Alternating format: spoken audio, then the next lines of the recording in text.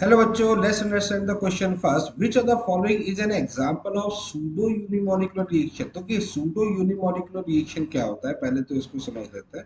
Pseudo unimolecular reaction है होता है कि मान लेते हैं आपके पास में कोई रिएक्शन इस टाइप से A प्लस बी जो है वो रिएक्शन हो रही है और प्रोडक्ट का फॉर्मेशन कर रहे हैं।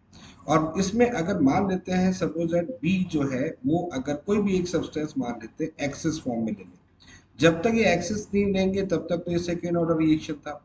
लेकिन जैसे ही इसको एक्सेस ले लेंगे तो ये किसको डिफाइन करेगा, ये फर्स्ट ऑर्डर रिएक्शन को डिफाइन करेगा। क्लियर।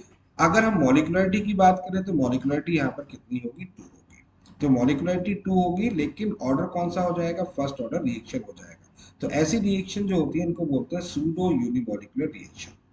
अब ऑप्शन में देखते हैं, देखिएगा ऑप्शन में यहाँ पर थोड़ा सा ये आपको मेमोरी बेस पर क्वेश्चन है कि जब हम एस्टर की हाइड्रोलिसिस करते हैं एसिडिक मीडियम में, जब एस्टर की हाइड्रोलिसिस करते हैं एसिडिक मीडियम में, तो वहां पर इस कंडीशन पर जो रेट डिफाइन होता है वो किस पर डिपेंड करता है, रेट जो होता है केवल और केवल एस्टर की कंसंट्रेशन पर डिपेंड करता है।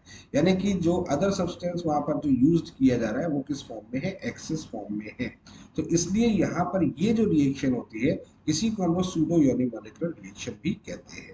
तो इस क्वेश्चन के लिए अगर हम बात करें तो एसिडिक फॉर्म में एस्टर का जब हाइड्रोलिसिस करते हैं एसिडिक मीडियम में, तो इस कंडीशन पर ये सूडो यूनिमॉलिक्यूलर रिएक्शन होती है, यानी फर्स्ट ऑर्डर रिएक्शन होती है। एक बात मैं और आपको बता दूं, अगर बेसिक मीडियम में लेके जाते हैं तो फिर ये कौन सी होती है, सेकेंड ऑर्डर रिएक्शन होती है।